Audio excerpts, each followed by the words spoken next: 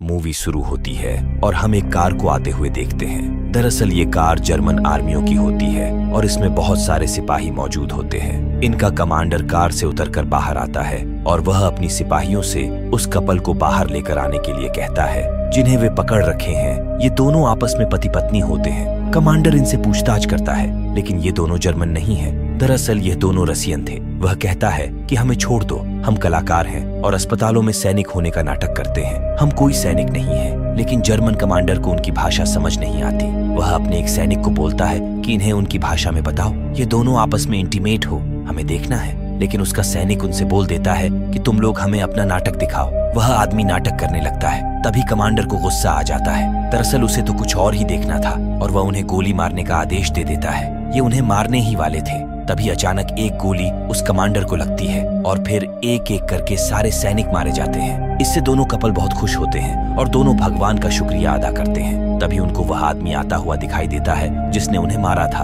अब कपल उस आदमी को थैंक्स बोलते हैं और वे बताते हैं कि इन लोगों ने हमें कैसे पकड़ रखा था। वे कपल उस आदमी से बात करने की बहुत कोशिश करते हैं, लेकिन वह इन सबको इग्नोर करते हुए वहां से चला जाता है। अब हम अगले सीन में कुछ रशियन सिपाहियों को देखते हैं जो इस जंगल के रास्ते अपने गंतव्य स्थान पर जा रहे होते हैं। बर्फ गिरने की वजह से उन्हें बहुत परेशानी हो रही थी। वे आगे बढ़ते रहते हैं। तभी उन्हें एक आदमी दिखाई देता है जो ठंड से कांप रहा होता है। इसके बाद ये अपने बंदूक का निशाना उसके ऊपर तान लेते हैं और उसकी तलाशी लेने लगते हैं, लेकिन उसके पास कुछ नहीं होता है। फिर वह आदमी भी उनके साथ चलने लगता है। आगे जाने पर उस सिपाही के और भी साथी मिलते हैं और इस आदमी के बारे में पूछते हैं। उसने बताया कि यह आदमी ठंड से कांप रहा था, इसलिए हम इसे भी अपने साथ लाए हैं। फिर इसके बाद सभी लोग आगे निकलते हैं। तभी एक आदमी एक ओल्ड आदमी से कहता है कि तुम्हें उस रास्ते वाले आदमी को मार देना चाहिए था, क्योंकि हमें नहीं पता कि वह आदमी कौन है, लेकिन वो आदमी ऐसा करने से मना कर देता है। अब इनके साथ इनका एक साथी भी होता है जो बुरी तरह से घायल होता है। आगे रास्ते में इन लोगों को बहुत सारी लाशें दिख रही थी।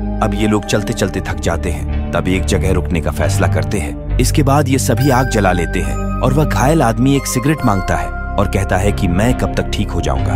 अब उनमें से एक ओल्ड आदमी कहता है कि पता नहीं, लेकिन हम कल शाम तक अपने एक दोस्त के पास पहुंच जाएंगे। फिर ये लोग किसी बात पर बहस करने लगते हैं तो वह घायल आदमी सबको शांत कराकर कहानी सुनाने लगता है, लेकिन कहानी खत्म होने से पहले वह मर जाता है। ये लोग उसकी मौत से बहुत दुखी होते हैं। खासकर उनके साथ जो प्रेग्नेंट लेडी थी, उसका नाम वीरा था, वह बहुत ज्यादा दुखी होती है। ओल्ड आदमी सबको समझाता है और आगे जाने को बोलता है। फिर हमें उस जगह का सीन दिखाया जाता है जिसको हमने मूवी की शुरुआत में देखा था, जहां पर रेड घोस्ट ने जर्मन सैनिकों को मारा था। यहाँ पर जर्मन सेना आ चुकी थी। सेना का मेजर सबसे कहता है कि कौन है यह रेड घोस्ट और आप लोग एक अकेले इंसान को कैसे नहीं मार पाए। इसके बाद मेजर उन सैनिकों से उसे पकड़ने के लिए बोलते हैं। इसके बाद हम रसियन सैनिक को आराम करते हुए देखते हैं। तभी वो आदमी जिसको रास्ते से उठाया था, वह एक सैनिक की गन चुरा लेता है और उसके बदले में वह सिगरेट मांगता है। तब वह रसियन सैनिक उसे सिगरेट दे देता है और कहता है कि दोबारा ऐसी गलती मत करना, नहीं तो तुम्हें गोली मार दूंगा।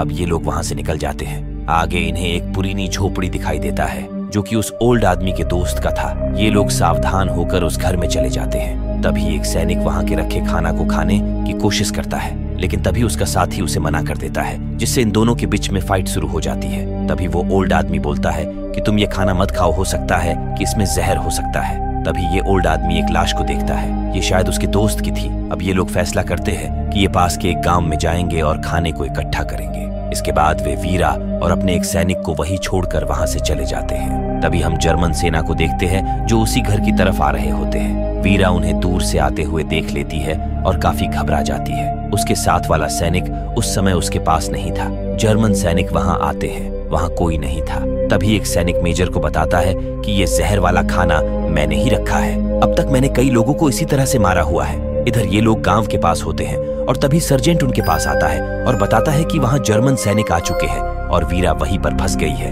अब ये लोग दूर से वीरा पर निगरानी रखते हैं और कुछ प्लान बनाते हैं। कैरी इनसे कहता है कि हमें चल के वीरा को बचाना चाहिए। तभी ओल्ड आदमी कहता है कि अभी ये समय नहीं है और वह रेड घोस्ट के बारे में बताने लगता है। इसके बाद जर्मन सैनिक खाना तैयार कर रहे होते हैं और वीरा अंदर बॉक्स में छुपी हुई थी। उसे कुछ समझ नहीं आ रहा था कि वह क्या करे। तभी वहां उनका मेजर खाना खा रहा होता है और किसी बात पर अपने सैनिक को चिल्लाने लगता है, जिससे वीरा भी डर जाती है और वहां पर आवाज हो जाती है। तभी एक सैनिक को शक हो जाता है कि उस बॉक्स में कुछ है। वह जाकर उस बॉक्स को खोलता है, लेकिन उसे वीरा को देखकर उस पर तरस आ जाती है और वह बॉक्स को फिर से बंद कर देता है। लेकिन मेजर को पता चल जाता है कि उस बॉक्स में कोई है। मेजर बॉक्स खुलवाता है तो उसमें से वीरा निकलती है। वह लोग उससे पूछताछ करने लगते हैं तो वीरा इधर उधर की बातें करने लगती है, यानी कि झूठ बोलती है। इसमें वह सिपाही भी वीरा की मदद करता है जिसने उसे बॉक्स के अंदर देखा था, क्योंकि वही वीरा की भाषा को ट्रांसलेट कर रहा था। वह बोलता है ये रास्ता भटक गई है और यह यहाँ पर डर कर छुप गई थी।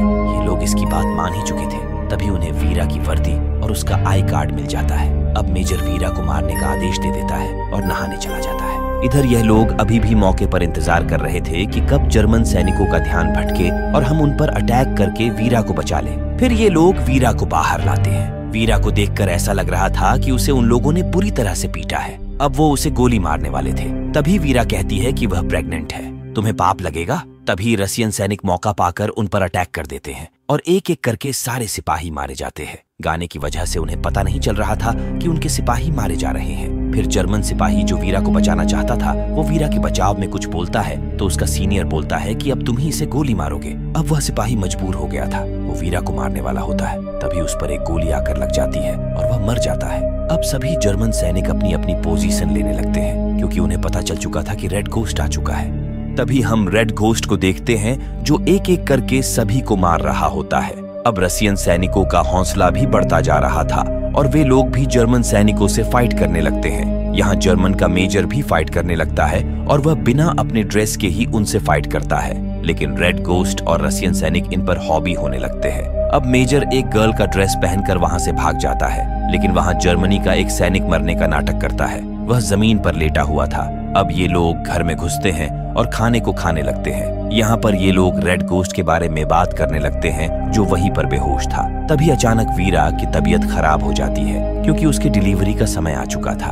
अब ये लोग काफी घबरा जाते हैं। तब ओल्ड आदमी कहता है कि वह वीरा का बच्चा पैदा करा देगा। दूसरी तरफ हम कुछ जर्मन सैनिकों को देखते हैं जो अपनी कारों को बर्फ में से निकाल रहे होते हैं। तभी वे दूर से एक आदमी को अपनी तरफ आते हुए देखते हैं। पास आने पर पता चलता है कि ये तो मेजर है। मेजर इन्हें सब कुछ बताता है। अब सभी लोग उन रसियन को मारने के लिए निकल जाते हैं। वहीं दूसरी तरफ वीरा को एक बच्चा पैदा होता है और सब लोग बहुत खुश होते हैं। तभी वहां पर रेड घोस्ट उठ जाता है और अपनी गन को लेकर निकल जाता है। सब लोग हैरान हो जाते हैं। तभी ओल्ड आदमी कहता है कि रेड घोस्ट को पता चल जाता है कि जर्मन सेना आ रही है। सभी लोग अपने अपने हथियार लेकर तैयार हो जाते हैं। वहां पर जर्मनी सेना आ चुकी होती है और इन पर अटैक होता है। ये लोग भी बहादुरी से जर्मन सेना का सामना करते हैं। यह देखकर मेजर को गुस्सा आ जाता है और वह अपनी बेइज्जती का बदला लेने के लिए कुछ सैनिकों की मांग करता है। इधर जोरों से युद्ध चल रहा होता है। रेड घोस्ट का निशाना काफी तेज होता है। वह कई लोगों को मार गिराता है। वो उनके कमांडर को भी खत्म कर देता है। ये फाइट काफी देरी तक चलती है और अब कुछ देर बाद रेड घोस्ट और मेजर का आमना सामना होता है। इन दोनों की काफी जबरदस्त फाइट होती है।